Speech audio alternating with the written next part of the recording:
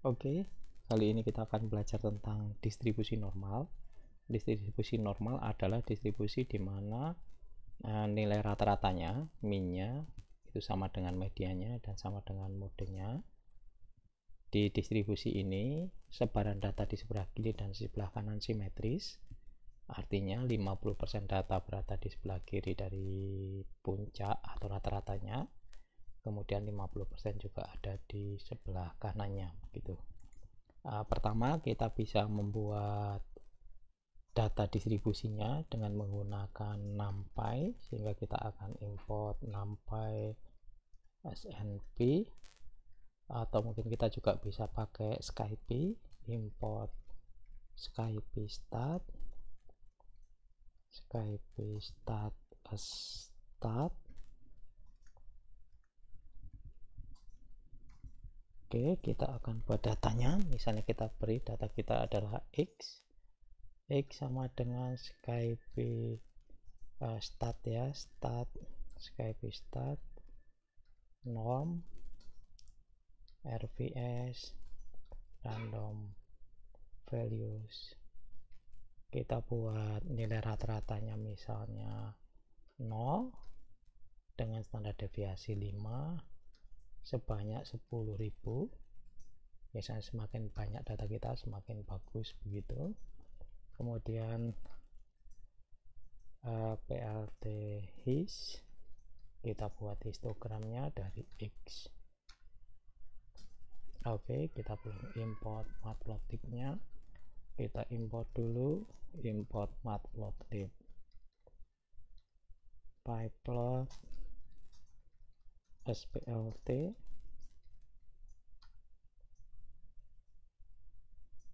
Oke, ini adalah histogram kita, jadi tidak begitu smooth karena kita tidak mengatur bindingnya dan ukurannya juga kurang besar. Pertama kita perbesar dulu ukurannya, plt figure fix size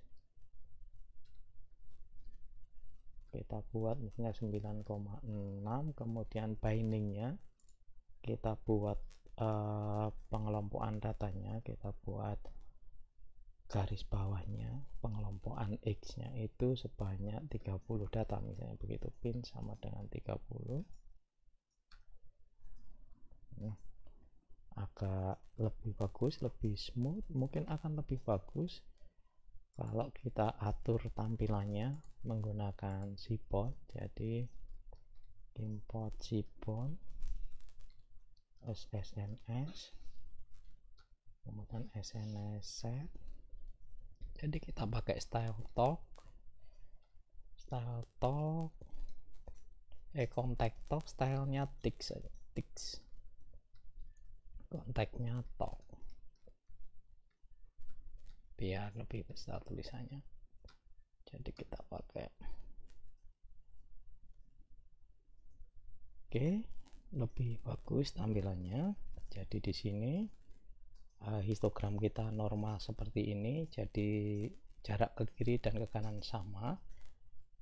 Kita bisa juga tampilkan di sini, misalnya kita buat SNS KDE plot yang lebih smooth begitu ya, dari X fillet through set through ya, set through alpha 0,5 misalnya. Nggak nampak mungkin karena angka untuk histogramnya tinggi, berarti kita buat ini density through ya, tingginya sama. Nah, mungkin warnanya kita beri alfanya kurang besar berarti, sehingga tidak nampak ini HDI nya. Oke, mungkin warnanya kita beri ini saja, yang atas saja, kita buat alfanya lebih kecil yang atas. Jadi ini kita buat alfanya sama dengan 0,5, sementara yang bawah tidak usah diberi alfa, tapi kita beri color yang berbeda, kita beri warna yang berbeda. warnanya oranye misalnya begitu. Oke, 0,25 ini yang oranye, ini biarkan blue berarti biar lebih nampak maksud saya. Oke, jadi ini distribusinya, asalnya yang belakang ini kalau 0,25 memang benar-benar nampak dia. Jadi mungkin kayak begini lebih jelas sedikit. Jadi ini histogramnya, tapi kita buat density-nya sehingga sama dengan nilai KDE-nya. Ini adalah beberapa tipologi dari distribusi normal. Kalau misalnya kita buat histogram dengan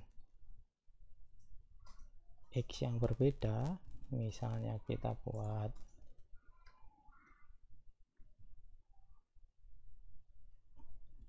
X1 begitu ya, X1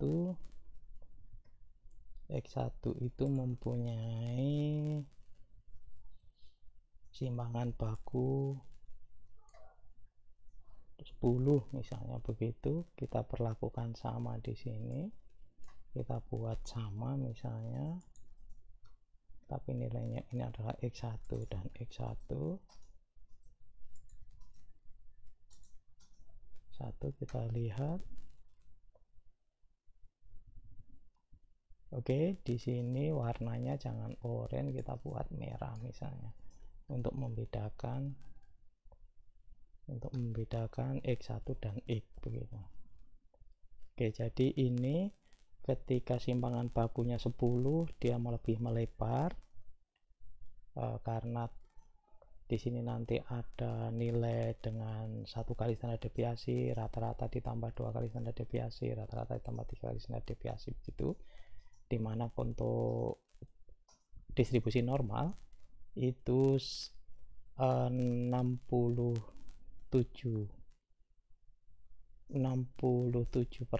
itu data itu berada di rata-rata ditambah 1 kali standar deviasi begitu, di tengah sini begitu. Kemudian 95-nya di rata-rata ditambah 2 kali standar deviasi dikurangi 2 kali standar deviasi. Kemudian 98%-nya itu berada di rata-rata ditambah kali standar deviasi begitu. Jadi ini adalah sebaran dari kurva standar. Bagaimana kalau misalnya rata-ratanya yang kita geser, bukan di 0 tapi misalnya rata-ratanya di 5, tapi standar deviasinya sama 5, standar deviasinya sama. Kalau tadi rata-ratanya sama, standar deviasinya berbeda, sekarang standar deviasinya sama tapi rata-ratanya berbeda. Jadi di sini terlihat bahwa kurvanya sama tapi bergeser karena tadi nilai rata-ratanya di 5 bukan lagi di 0. Sementara yang kuning ini, yang oranye ini berada di 0, yang merah ini berada di 5, titik tengahnya itu, puncaknya itu. Jadi berdasarkan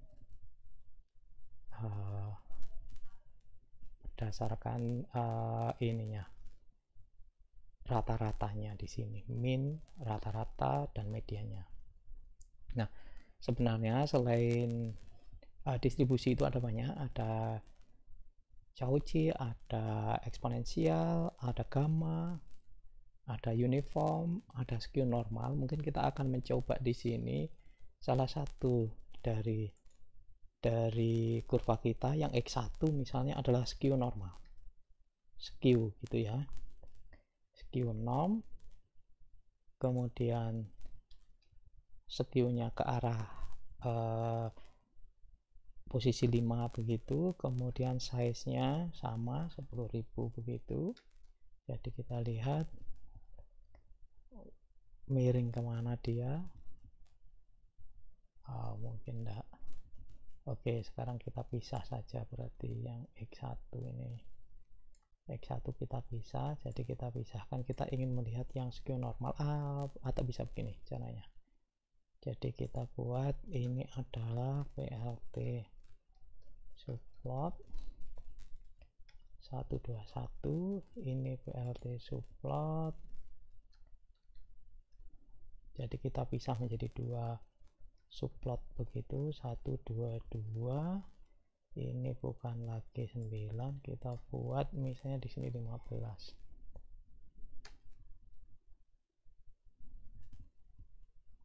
Oke, jadi di sini yang satu distribusi normal, yang satu agak miring begitu dengan kemiringan 5 begitu. Coba biar lebih nampak lagi, kita buat miringnya ke 10 gitu. Jadi ekornya ke kanan lebih panjang begitu. Oke, jadi mungkin karena datanya cukup besar sehingga mungkin density-nya kita buang coba biar, nah dua-duanya ada density-nya sih. Kalau density-nya dibuang nanti yang KDI-nya akan hilang, di sini tidak nampak, tetapi histogramnya akan nampak lebih bagus begitu. Oke, di sini terlihat bahwa ini adalah distribusi normal, sementara ini adalah distribusi skew. Nah, kita akan gunakan X dan X1 tadi. X adalah yang normal, X1 yang skew normal. Kita akan gunakan untuk uji normalitas dari suatu distribusi. Kenapa uji normalitas ini penting? Di statistik uji normalitas ini penting dengan beberapa alasan, bahwa kalau data kita itu terdistribusi normal kita bisa menggunakan uji parametrik, tetapi kalau data kita tidak terdistribusi normal kita harus menggunakan uji non parametrik. Jadi mengetahui apakah data kita normal, terdistribusi normal atau tidak merupakan hal yang penting di statistik. Ada banyak cara. Jadi di sini kita bisa melihat dengan dari histogramnya kita bisa tahu apakah ini normal atau tidak. Kemudian cara yang lain kita bisa menggunakan box plot juga, karena box plot juga menunjukkan sebaran data dari nilai maksimal, minimal, dan Q1, Q2, Q3 nya, jadi kuartil 1 dan kuartil 3 nya apakah terbagi merata di sisi kiri dan kanan begitu. Jadi ini tidak lagi his, jadi ini saya buang, maka KDI nya dibuang saja. Kemudian kita rubah bukan his tapi box plot. Kita buat ini box plot.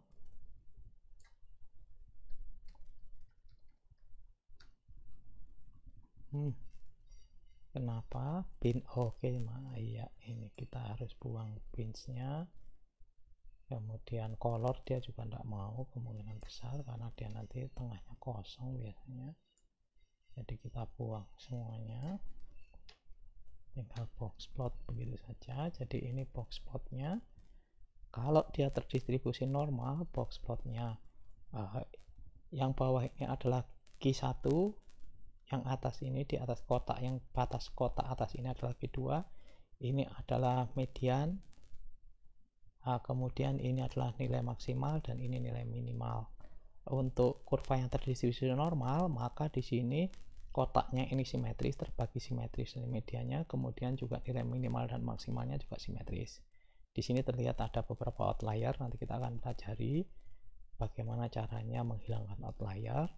Ini juga ada outlier, tetapi kita lihat di sini ada ekor memanjang di sisi maksimal di sini, mendekati nilai maksimalnya di sini. Begitu juga kotaknya lebih lebar di Q3 daripada dari median ke Q1 begitu. Jadi ini bisa memberi indikasi tentang normalitas begitu. Kemudian kalau secara statistik, secara numeriknya, ini tadi secara grafisnya, secara numeriknya kita bisa menggunakan, yang pertama adalah kita bisa menggunakan uji Shapiro-Wilk.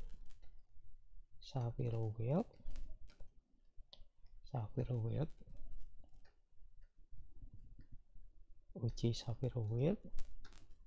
Jadi kita bisa menggunakan stat Shapiro x1 x, nilainya p-value-nya untuk x, p-value-nya di atas 0,05 sehingga tidak ada perbedaan signifikan antara distribusi normal dengan x. Sementara ketika kita hitung menggunakan x1, kita lihat ketika x1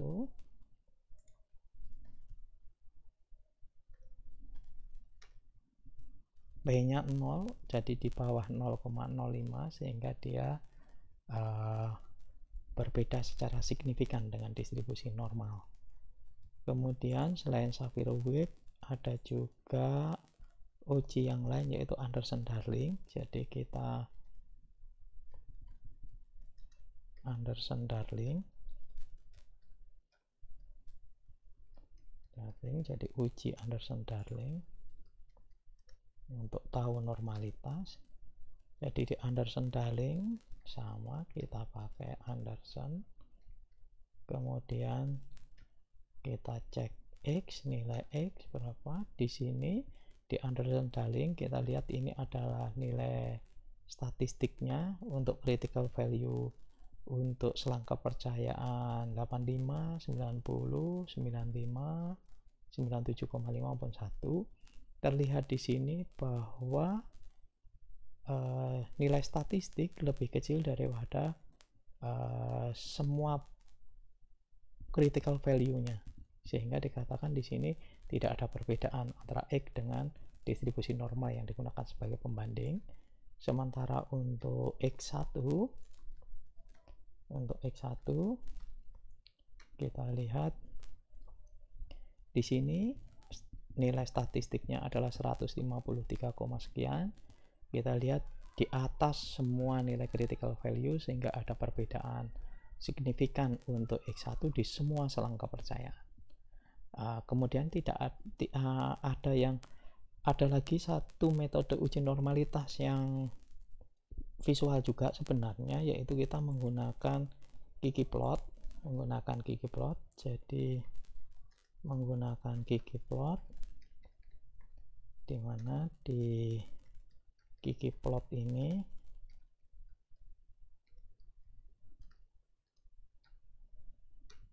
kita coba untuk ggplotnya x,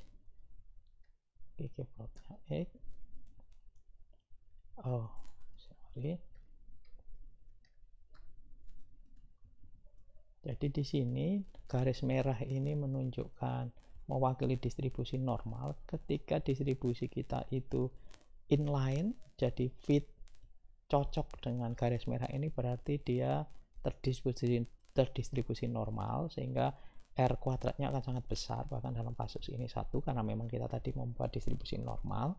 Sekarang bagaimana kalau kita uji menggunakan kuantil plot untuk x1? Terlihat di sini bahwa ini adalah distribusi normalnya, sementara distribusi x1 kita itu menyimpang dari garis merahnya. Itu beberapa hal tentang bagaimana cara membuat distribusi. Kita ambil contoh tadi adalah distribusi normal dan skew, jadi yang condong ke kiri, ekornya ke kanan itu. Kemudian kita belajar bagaimana cara menguji normalitas suatu distribusi. Jadi misalnya kita mengukur statistik, kalau dia terdistribusi normal kita bisa menggunakan uji parametrik. Ketika dia tidak terdistribusi normal, kita menggunakan uji non parametrik. Termasuk juga ketika kita mengajukan uji linear regresi linear, residu dari hasil prediksi dengan data awal itu harus terdistribusi normal sehingga tidak ada error sistematis di dalam pengukuran regresi kita. Itu barangkali video kita hari ini. Mungkin kita akan belajar ke berikutnya mengenai bagaimana menghilangkan pencilan dengan beberapa cara nanti.